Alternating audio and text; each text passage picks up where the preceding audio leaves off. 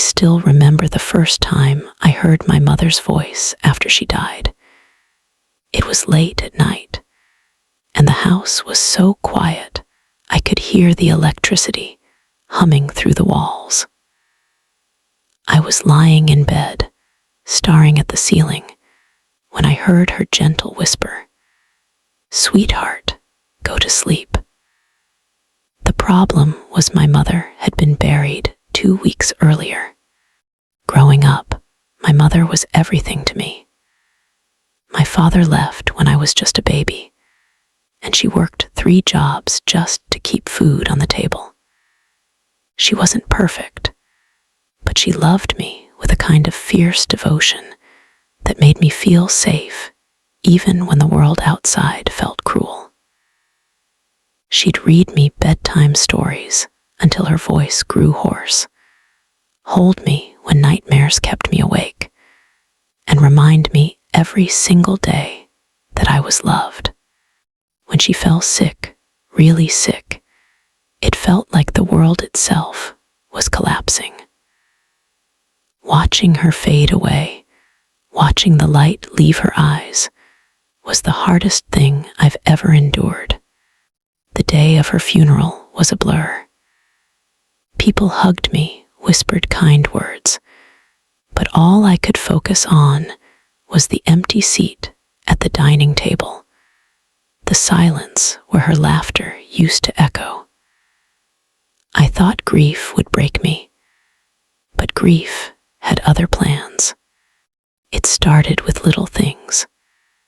The faint scent of her perfume drifting through the hallway, the soft creak of her rocking chair moving by itself. At first, I told myself it was my imagination, my heart conjuring comfort where none existed. But the first night I heard her voice, calm and warm, I froze in my bed, my chest tightening. Tears welled in my eyes, not from fear, but from longing. I wanted to believe it was her, that love was so powerful it could bridge even death. But soon, the sweetness twisted. I would hear her calling me from the kitchen late at night, her voice sharp, impatient, so unlike the mother I knew. "Come here, sweetheart. Don't make me wait." Sometimes I'd hear her footsteps in the hallway, stopping right outside my bedroom door. The door handle would jiggle, but never turn. One night, I made the mistake of answering. "Mom," I whispered. The voice came back, low and rasping. "Yes, darling, open the door." I didn't. I couldn't. I pulled the blanket over my head and cried until the sun rose. Days turned into weeks, and I began to notice the changes in myself. Dark circles under my eyes, a constant heaviness in my chest. Friends tried to check in, but I pushed them away. How could I explain that my mother was both gone and not gone? That the woman who raised me with love was now something else, something I didn't recognize. One evening, desperate for answers, I dug out one of her old journals. My mother had always been private about her past, but in her final months, she wrote things down, memories, secrets she never spoke aloud. In one entry, she confessed that her own mother had died violently, and that sometimes she would hear her voice calling from dark corners. She wrote that she feared the same fate awaited her, that her spirit would not rest, but linger, twisted by pain. Reading those words made my blood run cold. It wasn't just me. This curse, or haunting, had been with our family for generations. That night, I decided to face it. I lit one of her old candles, the kind she used when she prayed, and sat in the living room where the air always felt heaviest. If you're really my mother, I whispered, show me something only she would know. For a moment, nothing. Then the rocking chair across the room began to sway.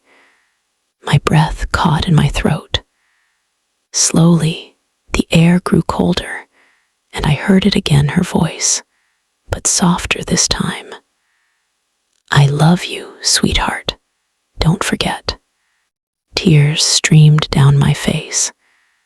It was her, at least a part of her. But then, before I could speak, the voice shifted, breaking into a low growl. Stay with me forever. The candle blew out. The darkness pressed in, and I felt something move toward me. I ran. I locked myself in my bedroom, shaking, heart racing. For hours, I listened to the sounds outside, the dragging of feet across the floor, the scratching at my door. It wasn't my mother anymore. It was something that wore her voice like a mask. When morning came, I knew what I had to do. I packed a small bag and took the journal with me. I went to the only place I thought might hold answers, the church where my mother used to take me when I was little. The priest listened quietly as I poured out everything, the whispers, the footsteps, the voice. He didn't laugh, didn't dismiss me. He just nodded solemnly and said, not every voice that calls to us is meant to be answered. Sometimes, grief opens doors that should remain shut. With his help, I performed a cleansing in the house.